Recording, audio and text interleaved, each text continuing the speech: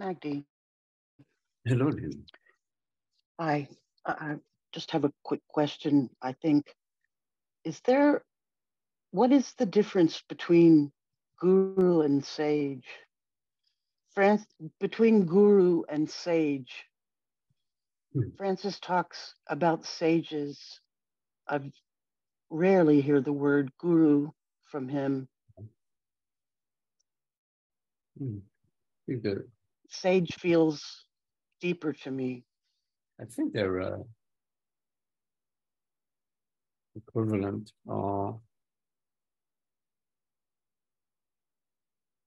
There is no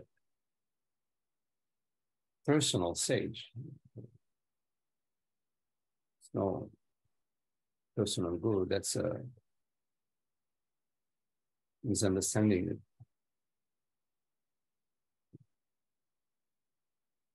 Consciousness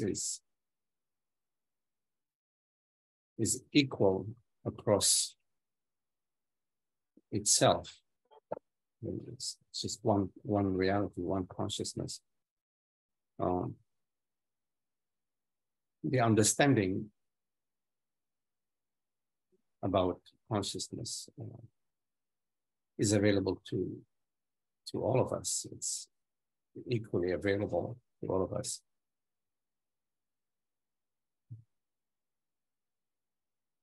In a way, we are all sages in the making because we're playing the game of ignorance, playing the game more or less to different degrees, different extent. We're playing the game of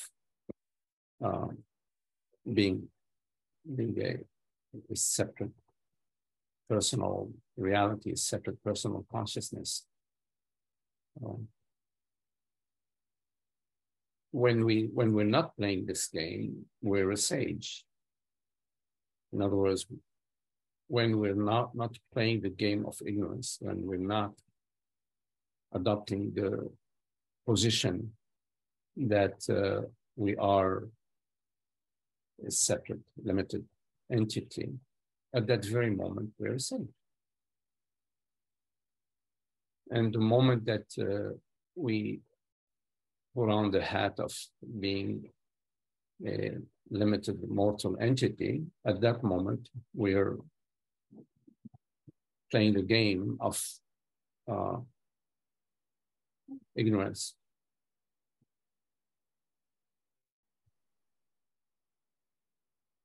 So you, as consciousness, you're a sage.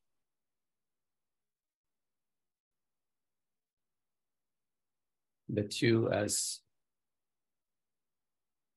identifying yourself as a person traveling across time and space,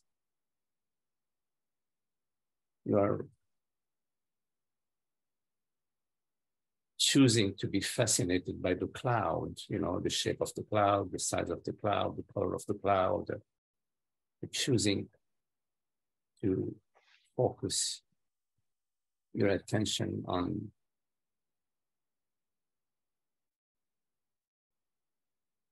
being a cloud, or, the metaphor of an appearance.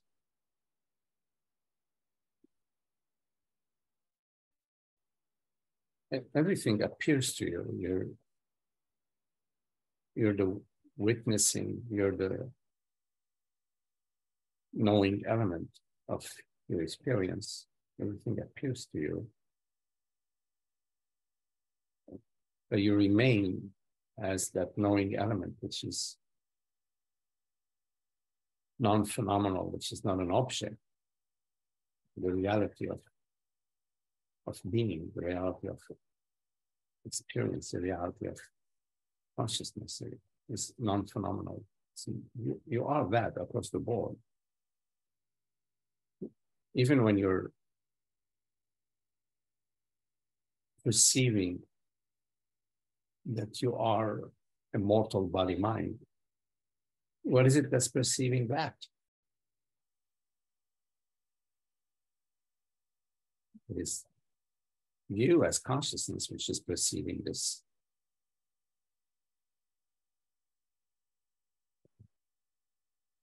These thoughts, these beliefs. And it's you as consciousness who's saying, yes, yes, I am born. Yes, I will die. Yes, I am a female body, mind. It's you who's choosing to say yes to that, because in the absence of you saying yes to that, it's just has no significance that there is a female body, or there is a thought appearing to you. If you don't say yes to it, yes, I believe I am a woman. In the absence of you saying yes to that,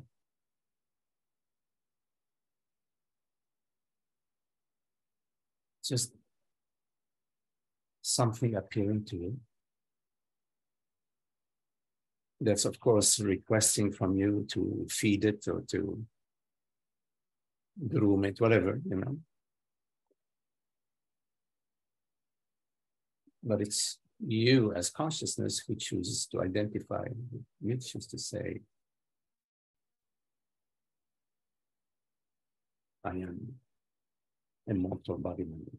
So ignorance is a choice which is done by consciousness.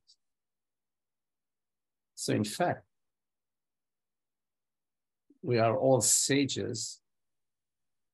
Some of us are playing the game, or maybe many of us are playing the game of ignorance. And in some cases, some of us are no longer interested in that game, and they no longer play this game of ignorance. In the absence of playing the game of ignorance,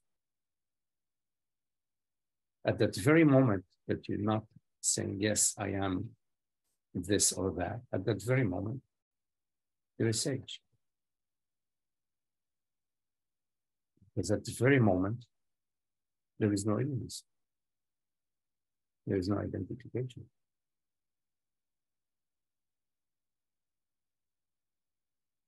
Do I need a body to finish this process?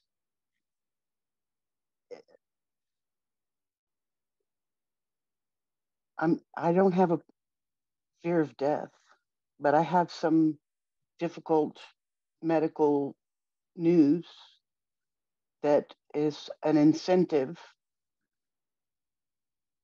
to spend every second.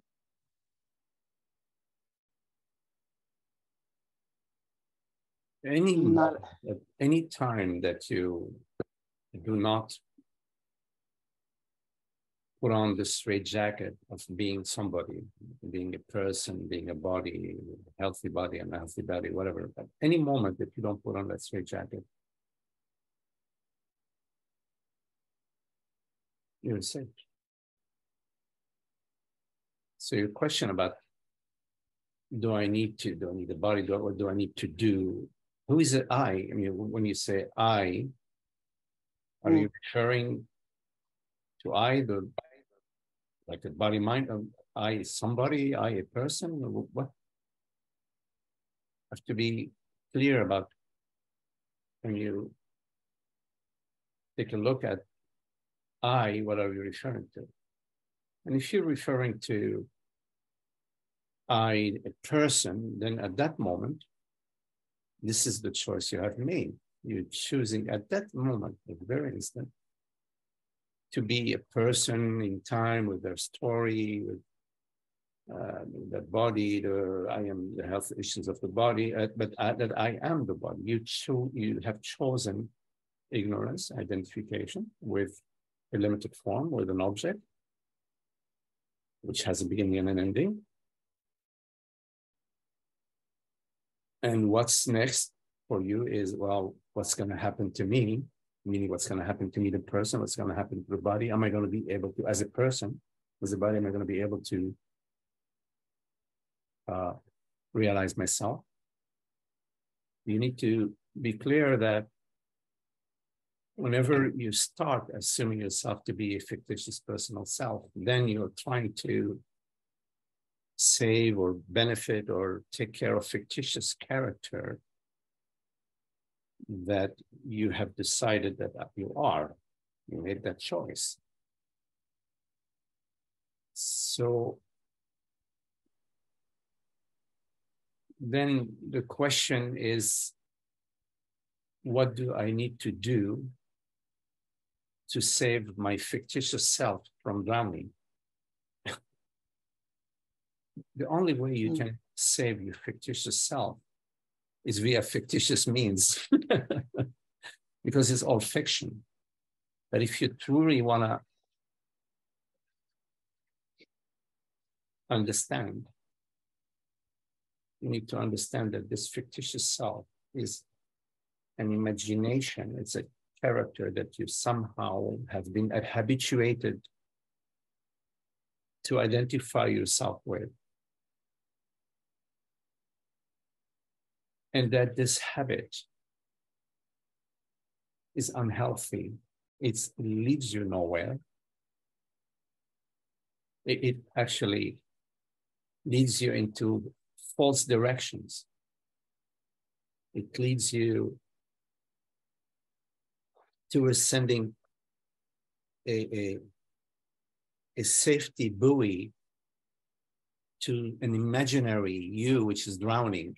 So you're throwing a buoy into the water to save yourself from drowning, but you're the one throwing the buoy. You're not in the water drowning. You're on firm land. You're on the dock, nice and safe. And you're throwing a life safety buoy to yourself. Imagining you're drowning. So whatever is happening to the body is happening to the body, and you manage the body. You know, we all do our best with the body. We do our best. We get the best information we can. Like we take care of our house or our car or our bank account or our pets, you know, the best we can.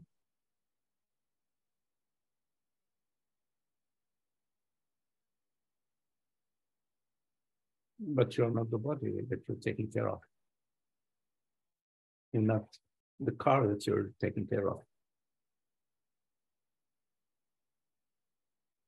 The feelings appear to you. Sensations appear to you. They appear to you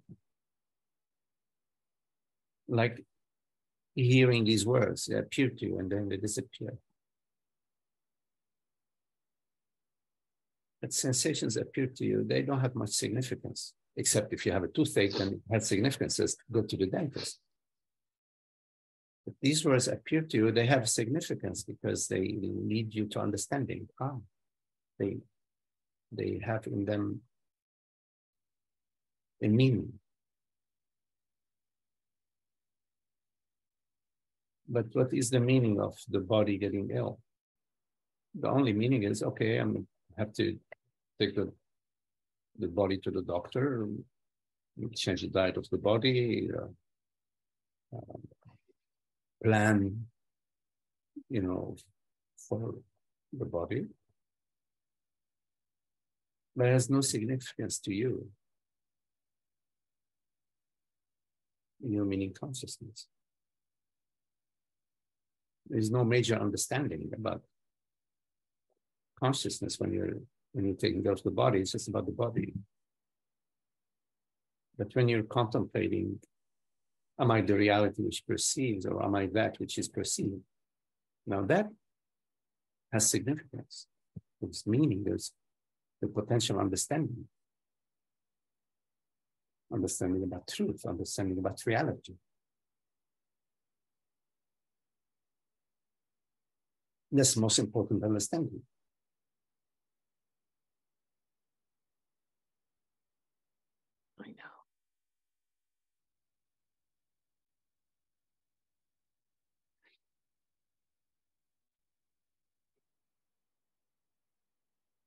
That's what really matters.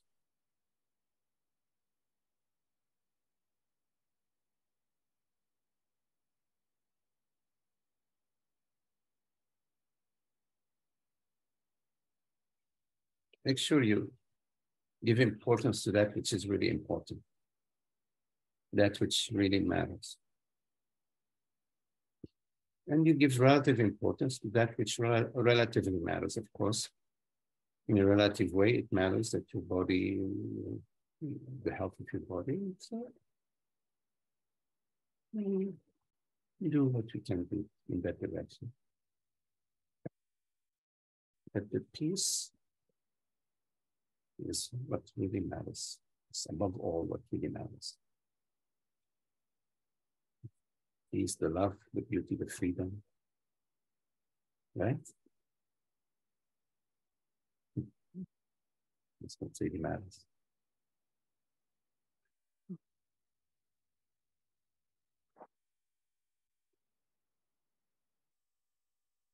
I do the best I can. Yes.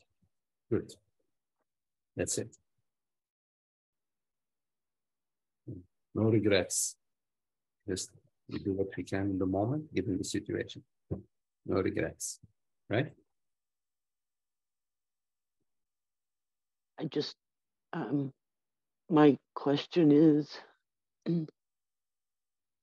if I'm not stable in my realization and my body dies, have I lost an opportunity in this dream?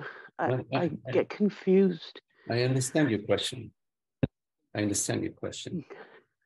Now, again, I as consciousness, there's only one I. I does not mean limb. I means awareness, presence, consciousness. I means God. I means reality. So in your thinking, as it falls arise to you, substitute I limb, with I awareness, I presence.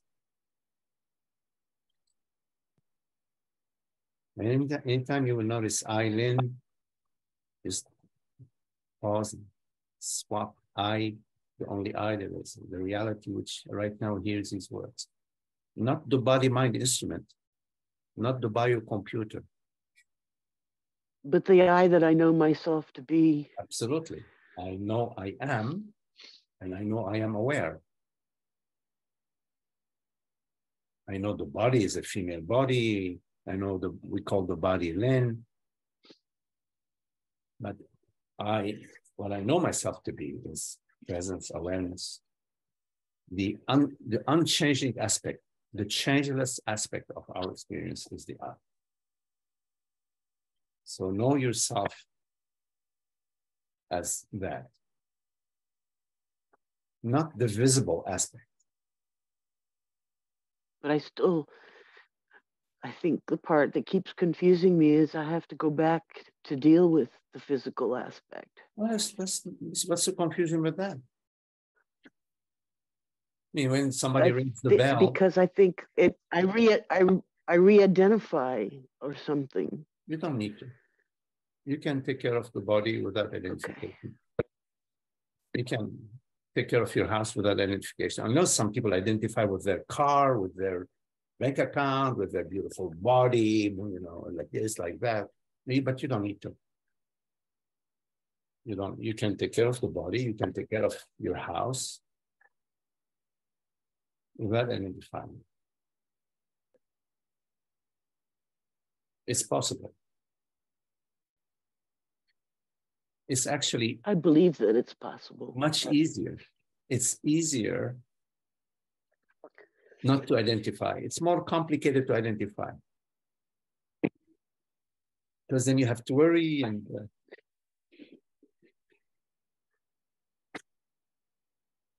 I want that. I want that. What is more it? Than what anything. Is it that you want? I want to remain in I. I want to remain in I with. It's always I right want to now. remain. It's always right now. Just ask yourself right now in this moment, what am I? Am I Lynn, the body mind, which I perceive, which exists, which was 12, 13, 15, 20 to 30 years? Am I that, or am I awareness, reality, which perceives the body mind? You ask yourself right now, what's your answer? I know that I'm awareness that perceives Absolutely. the body mind. That's I it. know that. That's it. You don't need to add. Maybe there's an X. Okay. You don't need to add time. You don't need to add, can I do it tomorrow? Because there's no tomorrow, it's always now, right? You're always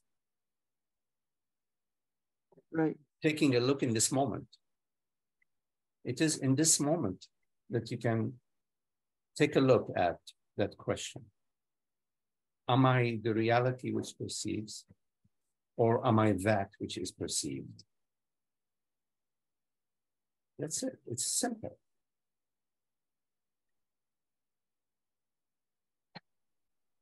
It's simple. I think I'm stuck. I think I get stuck thinking it's supposed to be the same as the glimpse. I think that's what That's a glimpse. The moment you ask yourself, am I the reality which perceives, or am I that which is perceived? At that moment, and you come to clarity that I am the reality which perceives. At that moment, that's a glimpse. But it's always in the moment. And it's sufficient unto itself. There is nothing you need to do, simply to be clear about, in this moment, when you say I, what are you referring to? Okay? What are you referring to? Thank you. Okay.